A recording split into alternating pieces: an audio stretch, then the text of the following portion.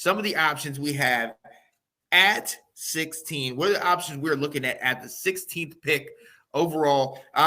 So I'm gonna give people a brief little overview. First, we have desired needs as far as position. Obviously, O-line, we're in need of tackle, we're in need of guard, potentially center. I know they were saying Gates most likely is or Rivera alluded to him potentially being the starter, but we still need something in that for depth. Corner, secondary, definitely need a potential safety, potential cornerback. We need, if at the very least, some guy to come in here and be insurance for Benjamin St. Juste, just in case, he's had his injury issues. And then also the need that we've been needing for the last several years, linebacker. Definitely need to go ahead and pick up linebacker.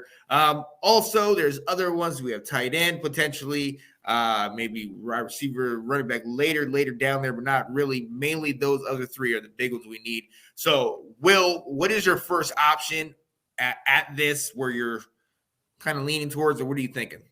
So I think it's an intriguing pick. I'm not going to say I'm leaning towards him, but I'm intrigued by this. And I want to start off with the guy that when I said I wanted to talk about this guy, you went, huh? Yeah. And his name is Brian Branch, the safety out of Alabama. So the thing about him is that it has you be a little bit cautious is he ran a slow 40, 4.58, I believe.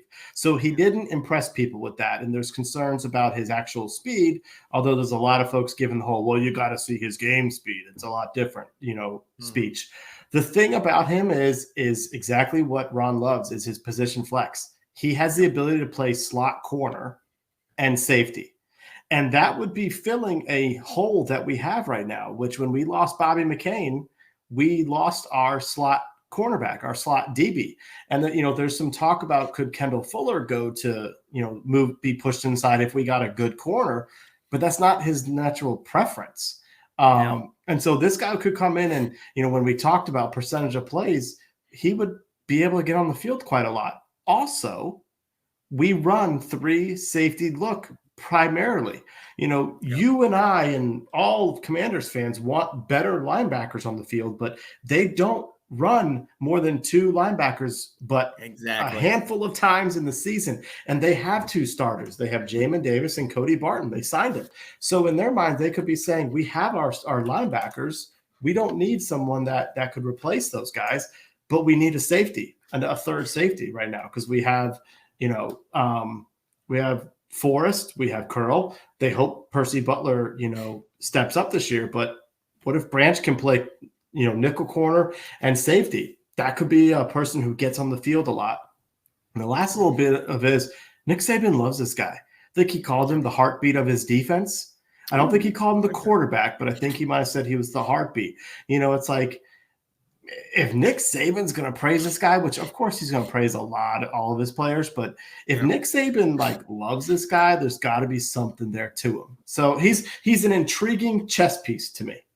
Yes. Oh, absolutely. Absolutely.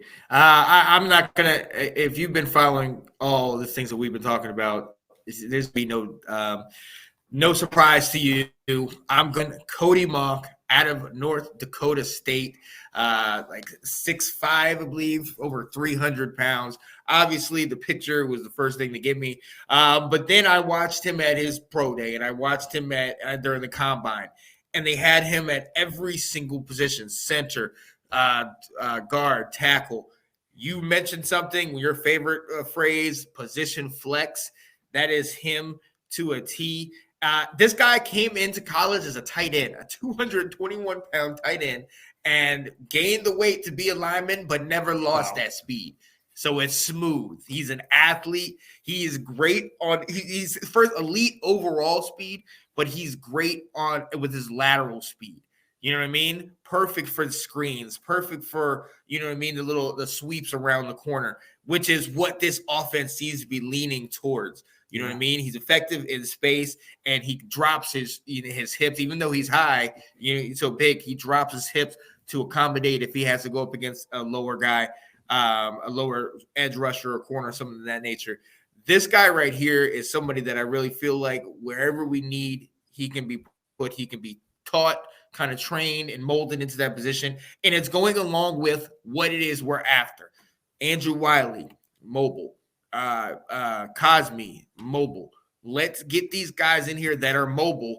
And if this is what Bieniemy wants to do, get these guys out on the edge with a mobile quarterback. We know we got in the backfield. This is the guy that I think fits the scheme perfectly. This is somebody that I am so looking forward to, hopefully us getting. And you know how much I'm paying attention to him. I almost am as excited about this guy as I was Sam Howell, because I just feel like he could fit in the system. My only drawback is that he is from a North Dakota state, which doesn't make a big difference. But the glaring memory I have is the last guy we had, which is Carson Wentz.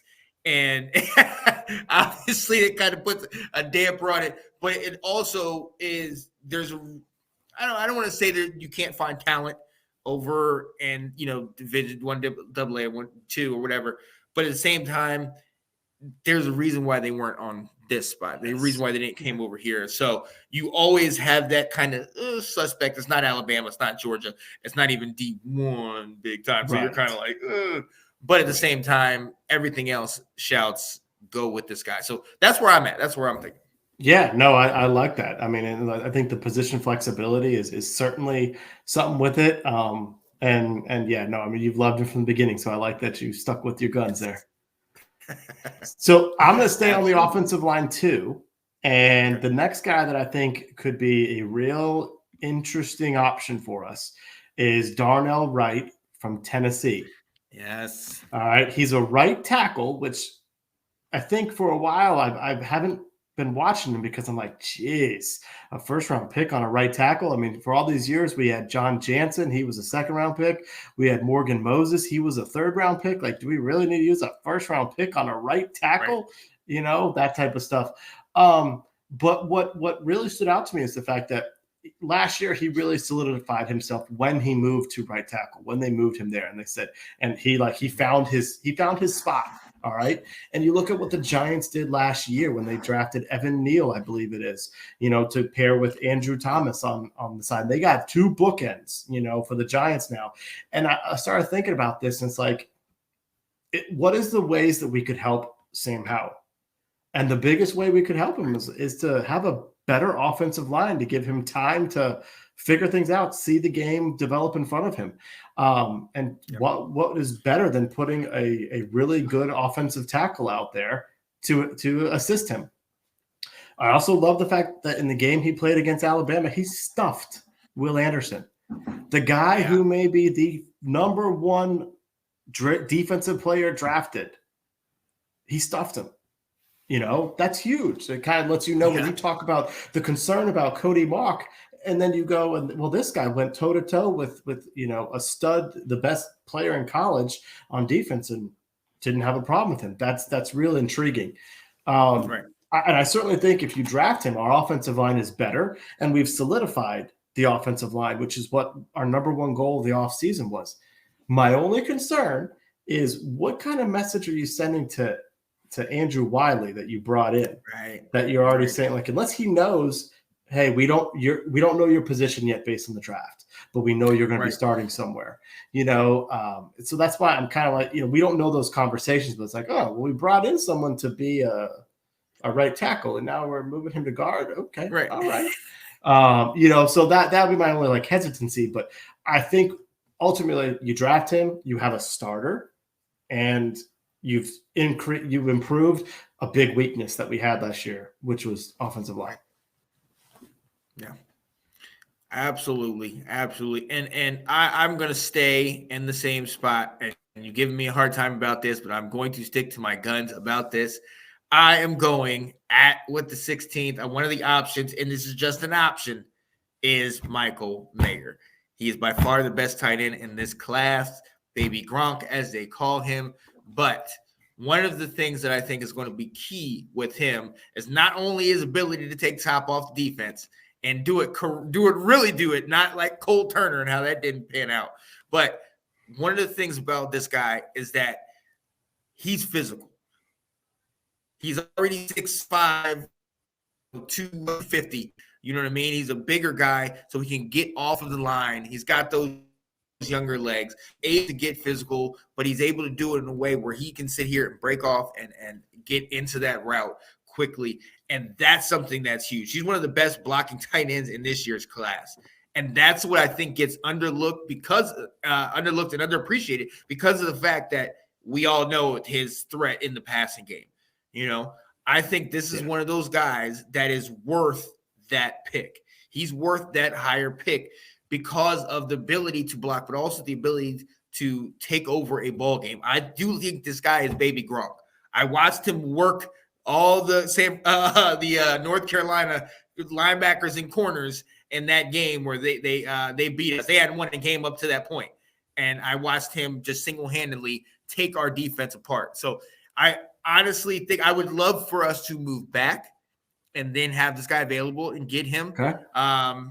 But if he's at 16, which I've seen him drop in a couple mock drafts, I'm sorry. I think I would bite the bullet. And the reason being is I know at corner that's deep, and I know at corner and safety that's deep, and I know at O-line that's deep. I feel confident in being able to get a good O-lineman, good center, good secondary piece in with the second pick, or even coming back, trading back up to get that. But I think Michael Mayer is one of those pieces where, as I said earlier, that I'm not into picking the best player available at this position. I really honestly think he is one of those guys that you got to take a chance on.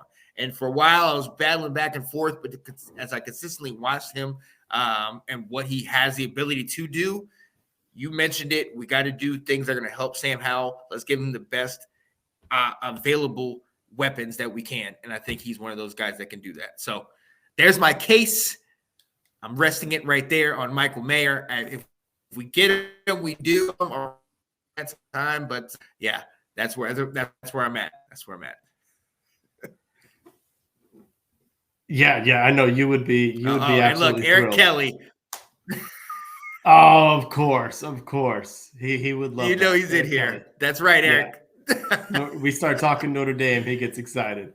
Exactly. I mean, hey, you've been talking all about him, and one of the things we talked when we diagnosed some plays last year was when our tight ends didn't make good blocks to set the edge.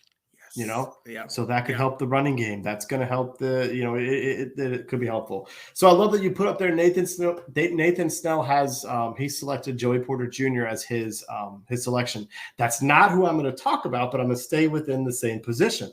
Okay. And the guy that I'm going to bring up as a potential option, and I think 16 would be a little high. So I think the only way we could get him at 16 is if there's a run before us and we basically panic and say, oh, okay, well, we need to get this. Or if we are able to trade back into the 20s, I still think he'd be there. And honestly, I would love it if he's there in the second round. That would even make me even more happy if this guy is our second round pick. And that's Emmanuel Forbes, the cornerback from Mississippi State. Okay. So the good about him, let's go over that first. He ran a 4.35 40, so he's blazing fast. Okay, he's 6'1". Will I like my tall corners? Okay. Yep. Let's talk about the really concerned about him. He right now dripping wet is about 166, 168 pounds. Okay, that's concerning. That's very concerning. But now I'm going to go back to the good about him. In last year, he had 6 interceptions and 11 passes defensed, which we talked about this last week. He puts his hands on the ball. He's not just giving good coverage. He puts his hands on the ball. And in 2020, he had 5 interceptions. So it wasn't just his final season in college. He played well. He came out and in the beginning and was like that. Part of that with his interceptions, there were a few times that he said, there were a couple tips and whatnot, but he also said, we watched film. As soon as I saw the receiver do this on his break, I knew what was happening, and I jumped the route. So he's a smart player out there. Oh, and I'm going to give Fred Smoot some a shout out to him. Fred Smoot said, the Washington franchise has done pretty good when they've drafted Mississippi State Bulldog defensive players. He said between myself and Montez, he said we haven't let you down. So what makes you think the third one will? Oh, of And course. I think, honestly, and Smoot talks about the fact he's like, okay, so you got this defensive line that puts pressure on. What are we missing right now from our corners? It's a ball hawker. It's a guy who makes turnovers. Look at that Yep. Dallas game when Kendall Fuller had a pick six. Look at the game against the Texans where Kendall Fuller out because of a pick six. You know, if you get a guy who can do that, who can flip the field, it's going to make life a lot easier on that offense, a lot easier on Sam Howell. And so that's what has me interested in him. Nathan asked that high. Like I said, I would be shocked if he goes at 16, but he could be if we trade back a little bit, or, I mean, ultimately, if he's in the second round, I think that's a great pick. But potentially, you know, a trade back if he's going to be a first rounder. You know, and the other guy would be, you know, Cam Smith, South Carolina, Westwood High School, right there, right across the street from me, just because he's his own corner as well. But I'm starting to fall for Forbes a little bit here. Yeah. Oh yeah. I know you liked. I sent you a bunch of my mock drafts. I definitely gave you your Forbes on here. Had a soft spot for him and kept coming up. I was like, Will would love this guy.